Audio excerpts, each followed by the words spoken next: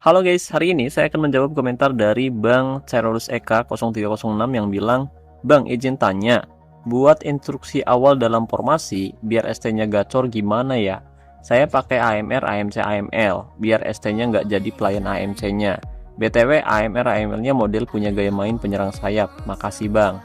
Sama satu lagi, kelupaan. Saran buat jenjang pemain bagusnya dipakai bagaimana ya Bang?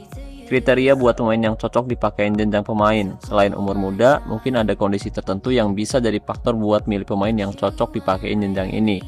Mungkin bisa share bagi pengalaman abang selama main di top 11. Saya masih musim kedua main, ragu-ragu buat milih pemain yang mau dikasih jenjang.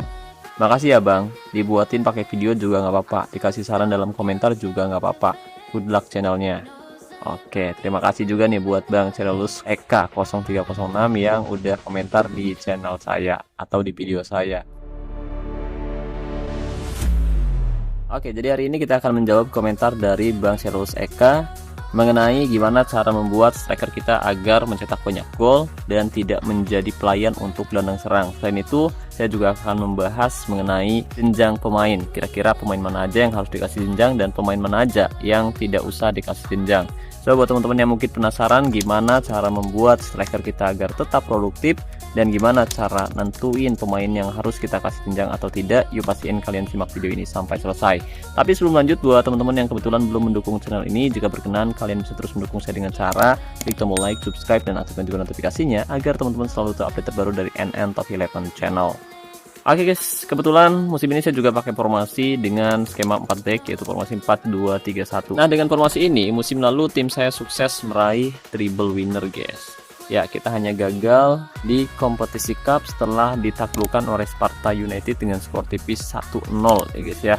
Jadi pencapaiannya sangat bagus. Selain itu, musim ini tim saya juga punya kans untuk bisa mempertahankan gelar juara, di mana tim saya FC Buteng saat ini duduk di puncak klasemen dengan raihan 21 poin, selisih 3 poin dengan peringkat 2 klasemen yang masih menyimpan satu laga tersisa. Begitupun dengan peringkat 3 klasemen yaitu Aris FC guys. Dan di kompetisi cup kita juga main bagus. Saat ini kita berhasil lolos ke babak 16 besar cup, dan di leg pertama kita berhasil mengalahkan tim asal Arab dengan skor telak 6-1.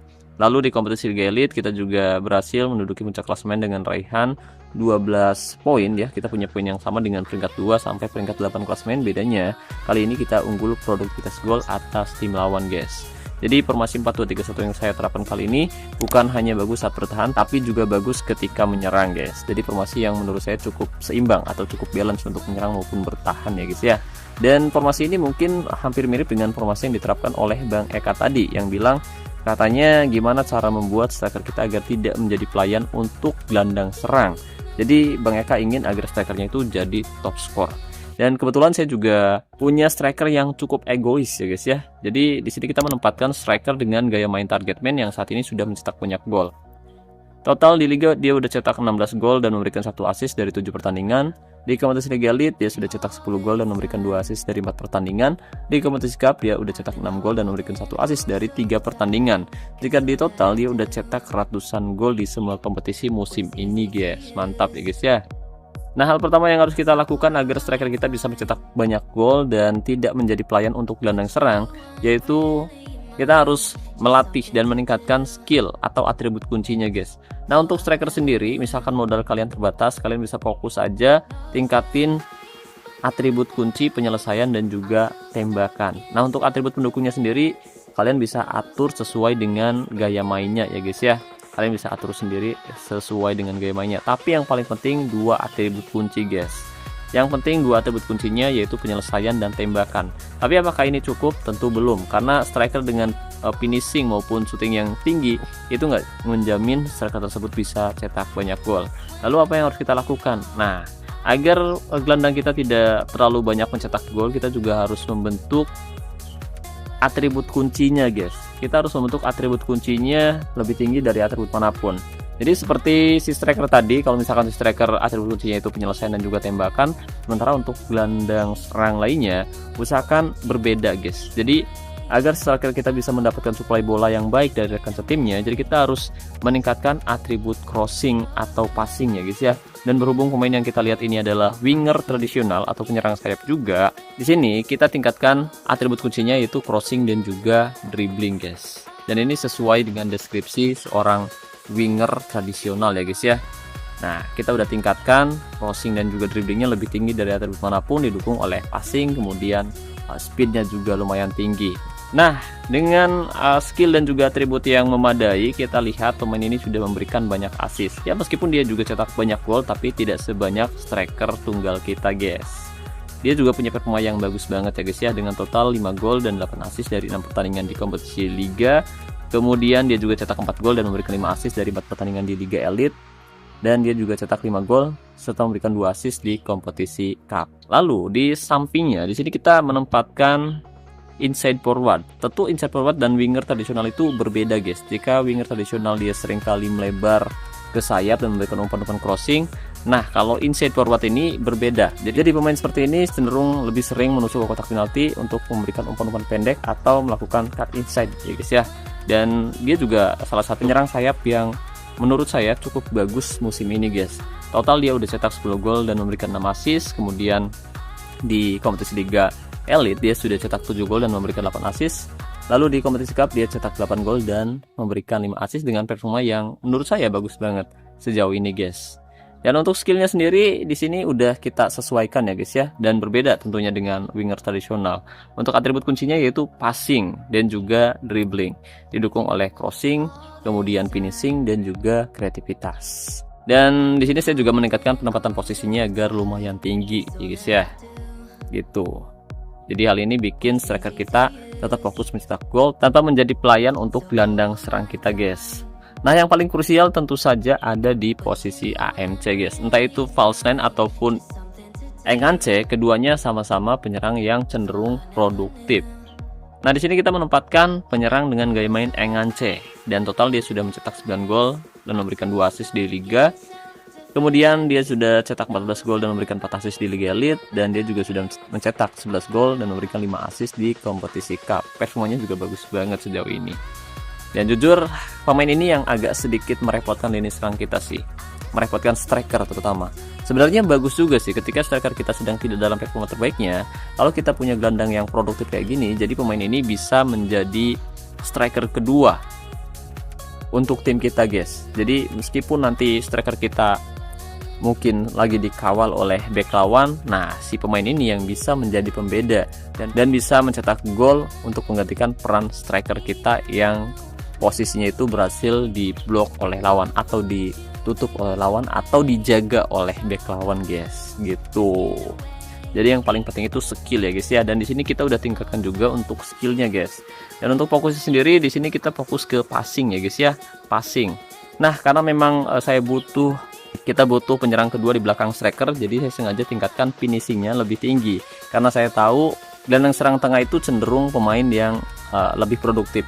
Jadi saya sengaja tingkatkan finishingnya agar ketika dia mendapatkan bola dan punya kesempatan untuk melakukan tembakannya itu bisa tepat sasaran dan kemungkinan golnya jadi lebih tinggi gitu guys.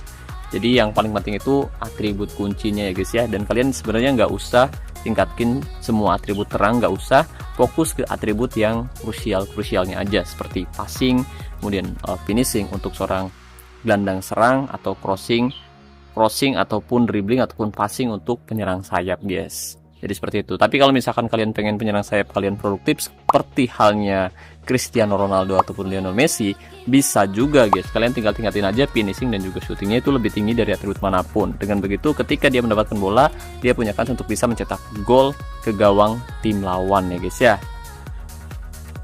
Nah, selanjutnya apakah 4 penyerang ini cukup untuk bisa membuat striker kita mencetak banyak gol? Tentu jawabannya tidak, karena di sini kita juga harus punya kombinasi pemain yang tepat, terutama untuk gelandang tengah guys. Dan di sini kita punya regista ya guys ya.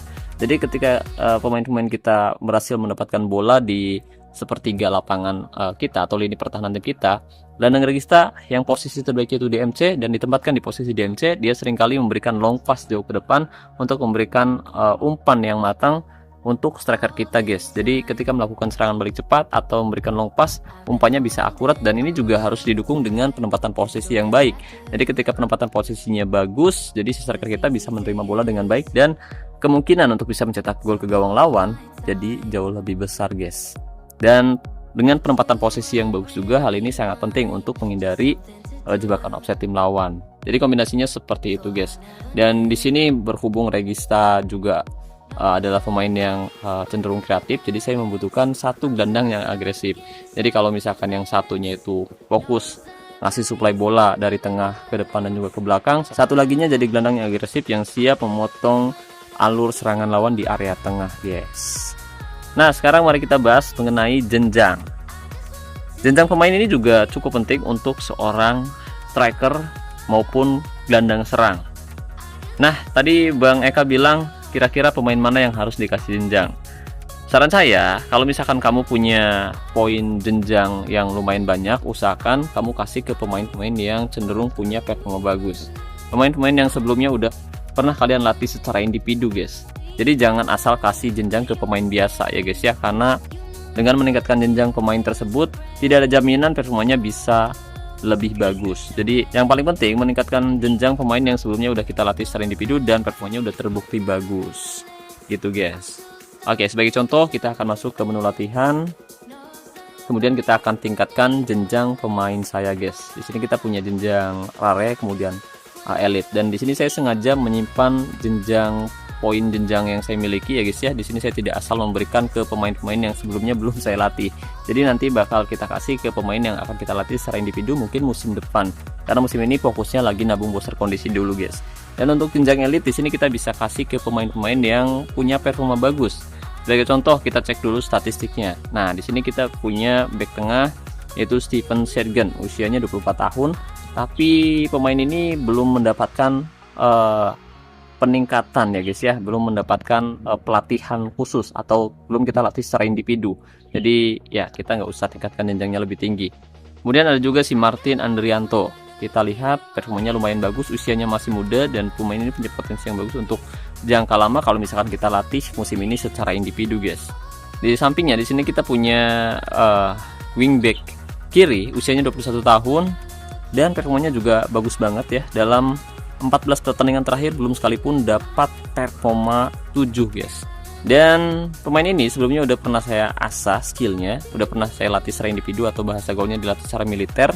Di sini kita fokus tingkatkan untuk skill bertahannya ya guys ya, yang membuat performanya itu jauh lebih bagus daripada pemain bintang 5 yang belum mendapatkan pelatihan sama sekali. Untuk itu jenjang elite ini akan saya berikan untuk wingback kiri saya guys, yang udah terbukti memberikan kontribusi yang apik selama 2 musim ini ya guys ya.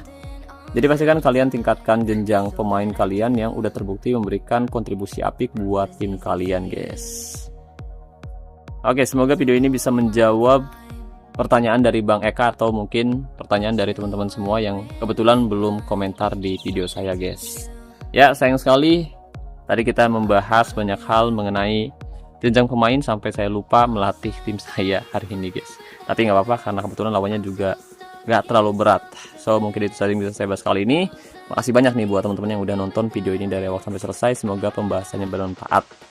Makasih juga buat membership Entropy Raven. Terima kasih buat teman-teman yang selalu mendukung dan mendoakan saya sejauh ini. Saya Nur. Sampai jumpa di video selanjutnya. Salam olahraga, salam Top 11 Indonesia.